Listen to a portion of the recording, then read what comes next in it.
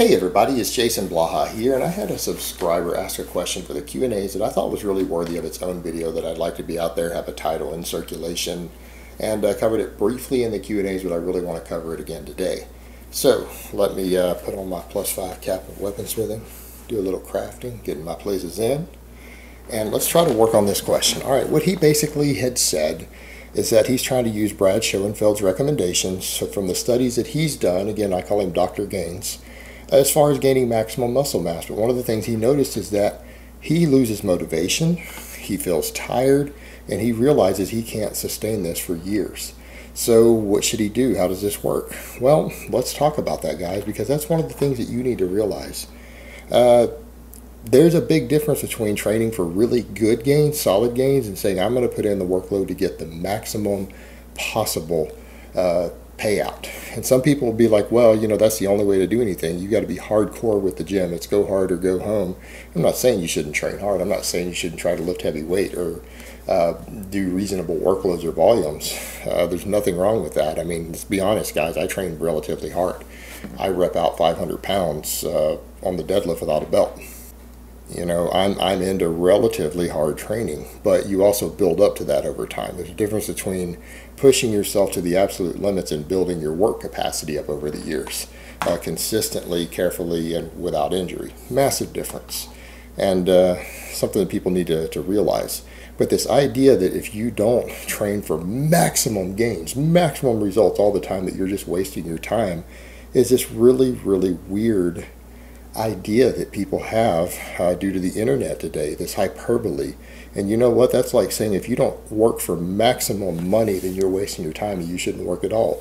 I mean, if you only work one job, 40-hour-a-week job, you can't make the maximum money possible.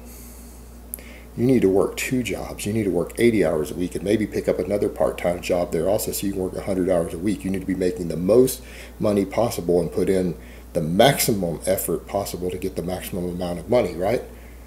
That's the exact same sort of logic here. It really is. When you think about it, that is the exact same kind of logic here, that if you're not pushing to the limits all the time to get the most possible, nothing is even worth doing. And that's not true. With weightlifting and training, for most of you guys, this is a hobby. It's a lifestyle for many also. Fitness is a lifestyle, but this is just a hobby. A lot of you are actually going to have to get real jobs one day, have real family lives, real social lives. You're going to have other things that are going to take priority. And I know some of the younger guys who are 18, 19 now, they're saying, well, that is it. That's my thing. But are you making a living off of it? Is this going to pay your bills?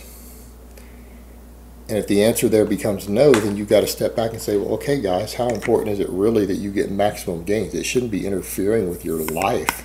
You shouldn't be running around fatigued and tired and unmotivated and everything else with the rest of your day-to-day activities or your job or your school or anything else. If you are, and you're not going to make a living out of this, you need to step back and say, hey, what the heck am I doing? Seriously, what are you doing at that point? Because this idea that people have is that you have to do that, and you don't. You know what? You can train to have really good gains. You can train to have good gains without training for maximum gains, because at the end of the day, what you need to remember, to be the best at anything or to get the maximum result of anything that you want out of life will require you to give up other things. It has to be your highest priority in life. And what I would ask guys is that when Brad does these studies and he's talking about gaining maximum muscle mass, or Dr. Mike Israetel talks about maximum muscle mass, they are talking about people who are willing to dedicate their life to that, meaning that becomes their highest priority in life. It becomes a higher priority than their job, becomes a higher priority than their school, their education. It might even become a higher priority than their social life. Well, I would ask a lot of you guys, there's nothing wrong with that if you've got a reason to do it, but why do you want to do that? Like, what is it you think you're going to gain from gaining that extra ½ pound of muscle every year? Because that's ultimately what we're talking about. This higher volume training that leaves you fatigued, it taps into your total fatigue, will require that energy and effort to come from somewhere else.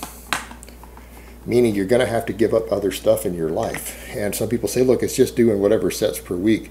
Yeah, but when you start factoring in the amount of volumes, because you also got to remember Dr. Brad also produced evidence showing that rest times of up to 3 minutes are also ideal for maximum gain. So here's what you got to factor in. If you're doing 12 sets for every body part, that's 3 minutes between every body part. If you're also following his scientifically based advice, 12 sets, 3 minutes in between, not counting warm-ups. How many body parts is that? So you're talking about, if you're going to do squats, you might be talking about 12 sets of squats and then 12 sets of hamstrings behind it, just as a leg workout. All right, that's 24 sets with 3 minutes between. It's an hour and a half. You're talking about training up to 5 days a week, an hour and a half. That is a pretty big time commitment. And then you're going to have to deal with the fatigue from it, because you are training for maximum results. Anytime you train for the maximum results in anything in life, or you try to obtain maximum results in anything in life, it leaves you fatigued. It's going to tap into your mental energy. It's going to tap into other endeavors in your life. So yeah, you're going to get fatigued. And you know what? There's nothing wrong with training for 90% results, because there's another thing that you got to weigh out. Injury rates. Anytime you push yourself to get 100% results with the best programming, even with the best programs that factor in certain things, your injury rates tend to be higher. Your chance of overuse injuries are higher. Again, unless you've got a really, really good coach coaching you, you can't train for maximum performance, maximum results without good programming, or else you have a much, much higher injury rate. And there's a difference, again, between people who compete in something and people who do this purely for hobbies, purely for luxury, purely for fun. Your fitness and your hobbies and your fun shouldn't be negatively impacting the other aspects of your life. If they are, what I might suggest is you step back and ask yourself, why is it that I'm doing this? What is it that I seek to gain out of it? Why am I so driven to achieve this goal that I'm willing to sacrifice other things in my life, such as my motivation? My motivation to do my job, to put money on in my bank account, have savings, have nice things. Am I sacrificing my education? Is this really worth it to me? Am I getting lower grades in school because I'm training so hard that I'm losing motivation? Is that extra pound of muscle worth my GPA going down half a point? Is that extra pound of muscle worth me being less motivated to actually go and have a social life because I need to rest and relax more? And those are questions you need to ask. And I understand that if you're on a football scholarship and you're having to train that hard to maintain your scholarship or the hopes of getting an NFL contract, or you're trying to set a record or compete and get into the Olympics, all right, that's a different animal.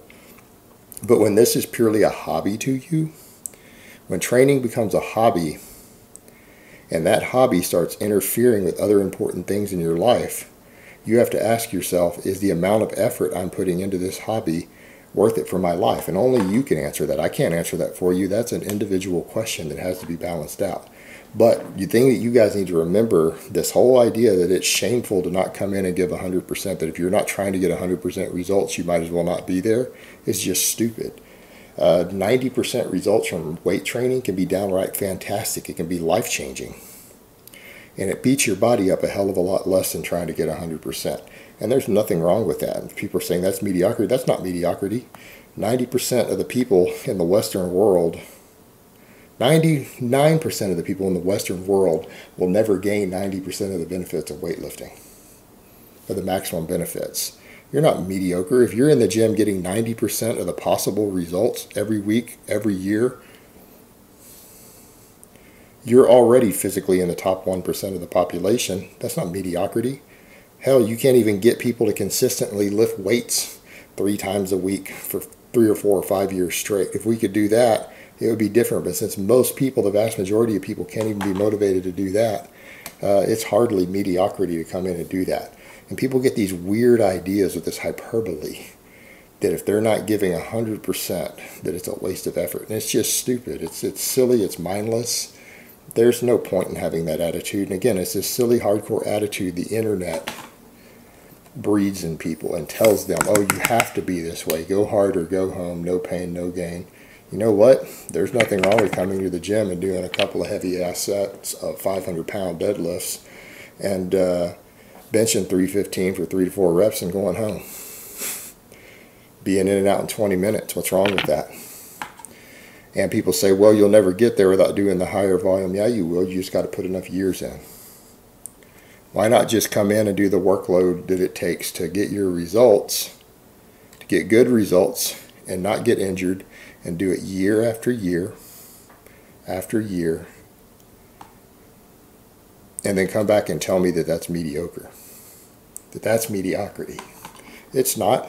In fact, you're more likely to stick it out. If you're not training for maximum results when it's just a hobby, that's the thing. You're going to lose your motivation when this is just a hobby and you're not ever going to make money or a career out of it, or at least win piles of trophies and medals.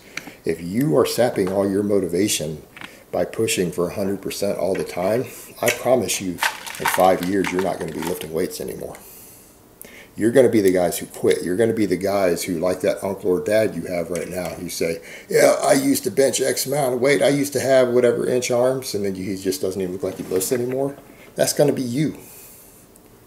Because they lose their motivation. When you get in the mindset that you have to give 100% or you have to go home, well, eventually when you can no longer give 100% because you're not motivated and other things in your life take priority, what do? You go home, because that's your only options, right? You program yourself to think that way, and eventually that becomes you, and you're going to be that guy who, I used to lift this amount of weight. I used to have a six-pack with 17-inch arms or whatever it is, 18-inch, whatever they claim. That's you.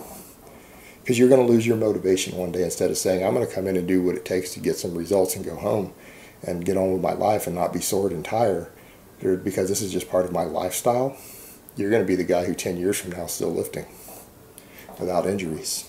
All right, guys, but that's really all I have to say on that today. I hope it's been informative, and I will talk to you guys next time.